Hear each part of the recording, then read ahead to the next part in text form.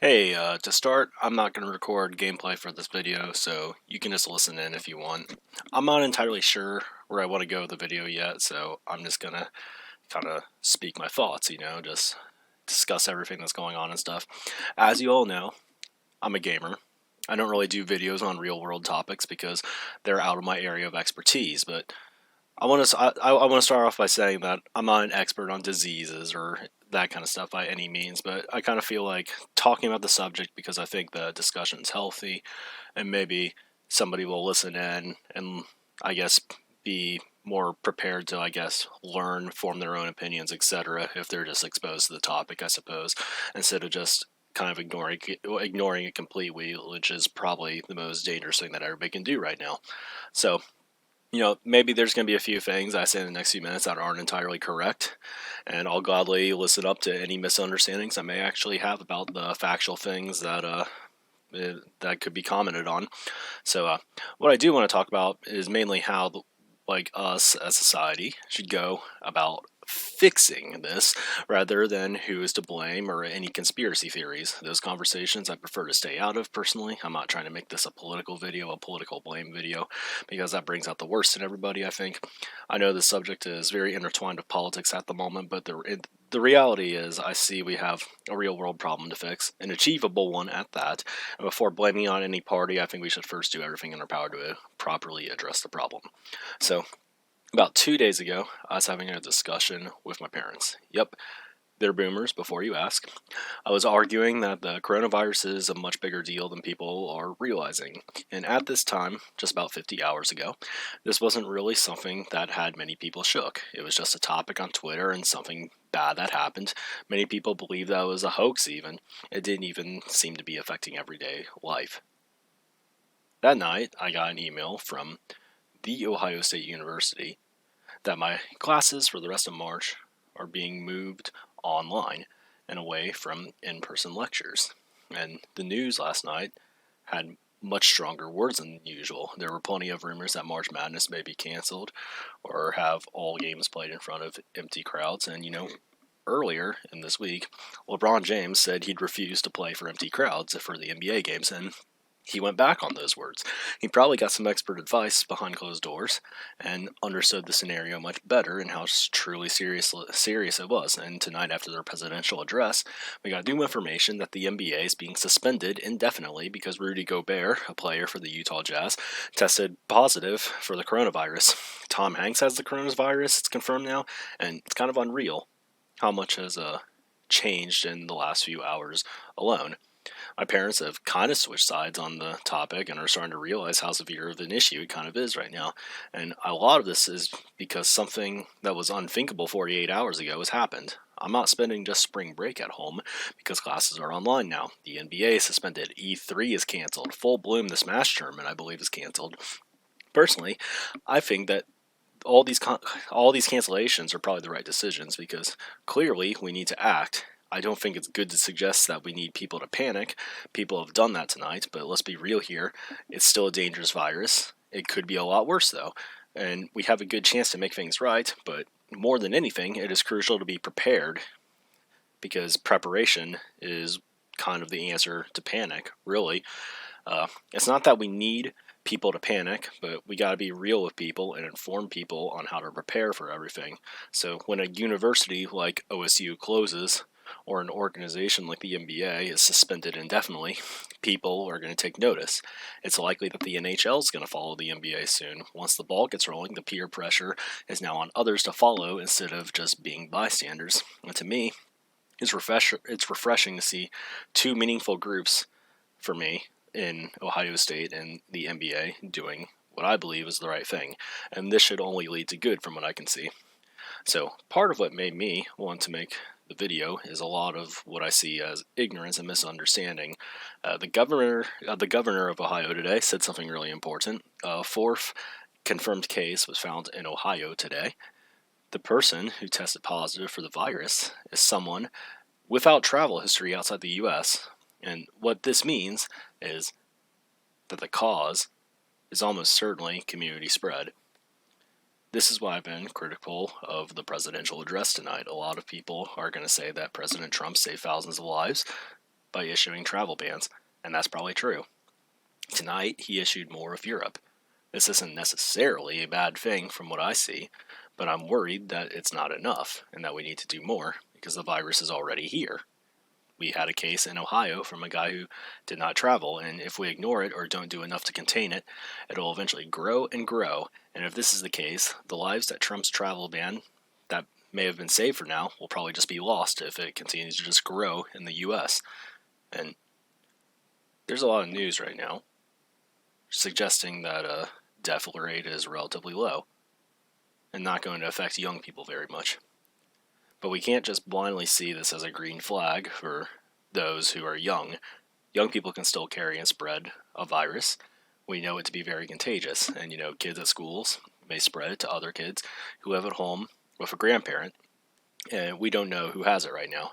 Rudy Gobert, the NBA player who tested positive for the virus, even messed around with the mics to show that it's not even a big deal or something. I'm not sure if that was the point he was trying to make by touching all the microphones a few nights ago. But 6 hours before the Jazz Thunder game, he got tested and had it, and the game was canceled. And we don't know who has it right now, and continuing normal activities, just because you feel it may not affect you personally, is extremely dangerous for society at large, I would think. And it's possible that the virus is absolutely everywhere. We don't know who has it. A lot of people seemingly have it and don't even notice, if, like in the case of Rudy Gobert.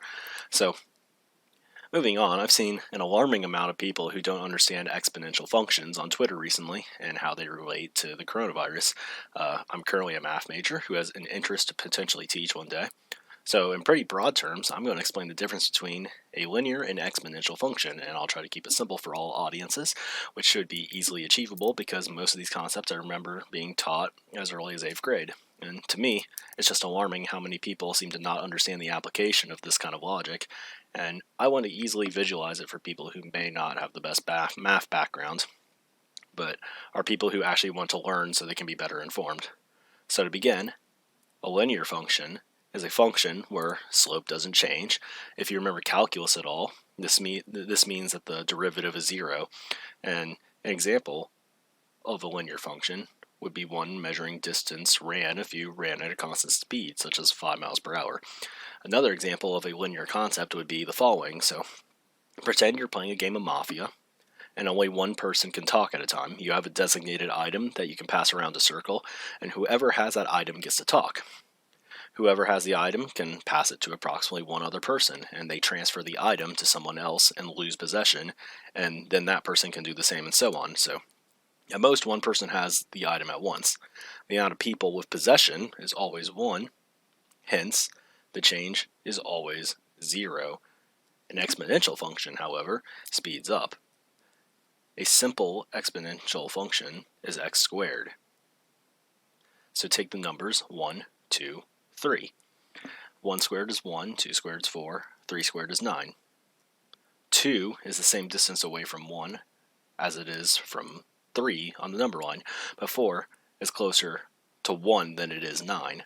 So the difference of 1 squared to 2 squared is 3. The difference from 2 squared to 3 squared is 5. And for every larger number, this difference only rapidly grows. And by the time you get to 100 squared versus 101 squared, the difference is relatively massive. An example of an exponential concept is the coronavirus itself. One person may have the virus, and by going to an NBA game, they may pass it to the person to the left of them, but they may also pass it to the person to the right of them. Then the person to the left goes home and passes it to his family, and his family may pass it to others, and the person on the right does the same. And already, one person has already directly passed the virus on to some other people who passed it on to some even more people. So, much more than he has passed a virus than he could one speaking item in a Mafia game, because he has to transfer possession to one other person. Meanwhile, he can keep the disease and pass it to many, many other people. So, as you can see, one grows at an alarmingly faster rate than some other stuff. Now, it's possible for the virus to be recovered from, which helps a little bit, but the nature is still ultimately exponential. And what this means is that once the virus starts getting passed along, the rate at which it will be passed on will only increase more and more. And we have limited hospital space and medical supplies and people working in the field, so an exponential curve is not going to slow down unless you deal with numbers less than 1, which isn't the case here. And there comes a point where you pass a threshold, I guess, where you're quite literally unable to keep up with the amount of newly sick people. So while right now it may not seem like a giant deal, this will grow exponentially. I read an article on The Athletic recently. It's in the description. It's also in the background right now. And I highly recommend reading it. It's about the NBA not having much of a choice on the whole matter, and one thing really stuck out from it. And the article claims that 3 weeks ago, Italy had less cases of the virus than we do, as in the US, right now. And that's how fast exponential growth works. Now, before you panic, there are still things that can be done to stifle the growth of the disease. Closing transportation to the US may help not bring in new outside cases, but the issue is cases are here now and will grow naturally, and it's already starting to get out of hand. So, shutting down everything is one way to significantly help stop the spread. The ultimate goal would, for about a month maybe, I'm not sure on the time specified, other people would know better, but it would be to get people to stop doing non-essential things and hope it's enough to not outspread the disease faster than in which it subsides, which I think logically speaking could be feasible. The issue is that there's a lot of people who aren't going to understand why this is necessary and why they're going to need to participate. One guy who blocked me on Twitter actually proclaimed that it didn't, or that it doesn't affect him, so he shouldn't care about staying in. And this guy didn't even care about getting the virus because he believes he'll be fine because he's a young guy, I guess, with a good immune system. But like I mentioned, if there are still things that are open, like public schools, those people are still going to be spreading it to people like in those areas, and perhaps the people who now get it, who may not be affected because they're young, they come home from school perhaps, and perhaps they live with live with like a grandparent or something, and then they can pass on that disease to somebody who is more affected by it. So ultimately the goal is that the disease subsides in everyone before we keep passing new cases on, or at the very worst we can keep it at a manageable level until there's like actual vaccines and better solutions to contain it. And yeah, that's kind of the scary thing. And I also want to give the quick reminder that saying something is okay because it only affects old people is really something that you shouldn't be saying. It is literally similar in concept to the Nazi ideology of, I guess, quote, having better genes. So, don't expose yourself and say that kind of stuff. Clearly, life matters, so saying that some people are expendable effectively is really, really bad, so please make sure you're not saying things like that. The other thing to worry about, I guess even for young people, is virus mutation.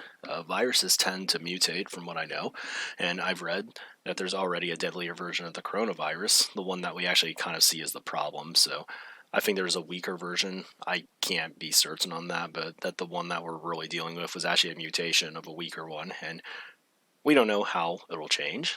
But right now it doesn't affect young people very much, but all I can say is the quicker that we act and get rid of the virus, the better. And we should not be complacent because it isn't that we shouldn't be complacent because it isn't killing the majority of society right now, and just accept it as a part of our everyday lives. And yeah, we clearly we still need to work to get rid of it, even if it's not affecting everybody. I don't know why I need to say that, but I felt the need to say it, I guess. And before moving on to address the Smash part of this video, as somebody involved in the Smash scene, I have one more comment on the math side of everything. And though I believe that this function, or the data that we've collected, is more logarithmic rather than purely exponential, and thank goodness for it, CO2 and climate change act in relatively similar ways, as in they're not really linear, and that we can't just stop linear change whenever. And a lot of people, I guess, have criticized AOC for saying that the world's going to end in 12 years. And I think they don't, like, there's a misconception here that I want to say, I believe. And the world is not going to simply end in 2032 or whenever. But like with the coronavirus, there's a threshold that we must stay under where we can reasonably turn things around if we're below said threshold.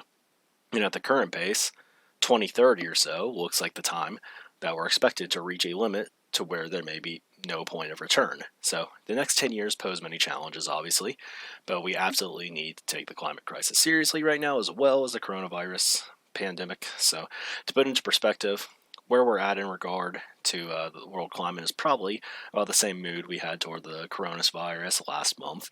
And it's not that most people aren't, like, it's not that most reasonable people are denying it, but that I feel like we aren't really at a sense of true urgency, and we haven't really explored a true sense of urgency yet. And what makes me hopeful about the coronavirus is I believe that like the university is and the NBA are actually starting what is necessary to contain the virus.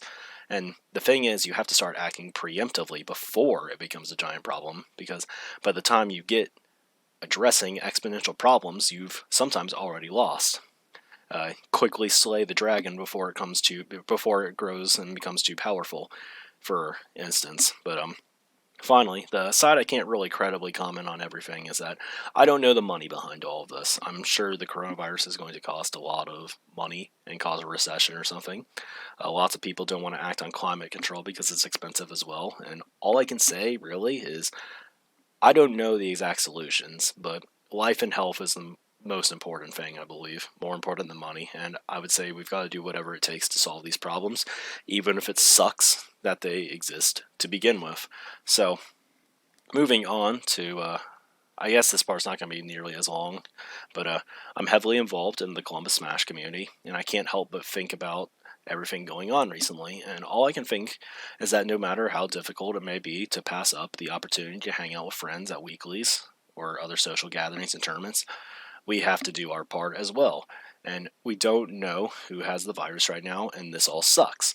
But my hope is that there's enough people out there that get the memo and do the right thing, so the US doesn't really have the problems that Italy has reached right now, because it is approaching quickly. And this is painful for me also. I have a lot of questions of myself because, like, Saturday there's a Mario Kart LAN at Game Arena, where our awesome locals are. Love the staff there and everything, but I'd be a favorite to win this LAN and to make some money from it, and it'd be a really cool experience. But am I a hypocrite for still wanting to go? And it's a hard question because I don't know if there ever will be another event like this, and it's also extremely disappointing for me if I won't get to go. And to speak more things that's disappointing is March Madness going to be canceled, because it would also suck. The hometown Dayton Flyers are having the best season possibly in their entire history. They're looking to be a 1 seed in the tournament bracket, and their best player is going to be in the NBA next year for sure. So this year may be their only shot to win a national title, and will they even get the chance? And it just sucks for so many people if the tournament were to be canceled, especially since everybody's going to have a work off anyway, it looks like, and would like to watch March Madness even with empty stadiums or arenas. But part of me wants the tournament to continue with the empty seats, but I don't know if that'll happen or if it's even the right thing to want.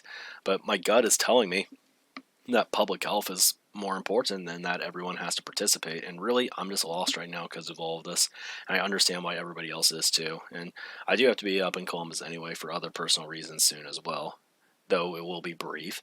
So it's hard to say what I plan to do, and that'll be a decision I have to make. But I can't help but feel that the Smash community needs to follow the NBA's lead, myself included. And it sucks, but it should be the best for everyone. But damn, this is it's really all I have to say. Everybody's got to stay safe, wash your hands and be hygienic, but, realize that may not be enough to prevent the spread. And I'm not sure. Feel free to comment and stuff.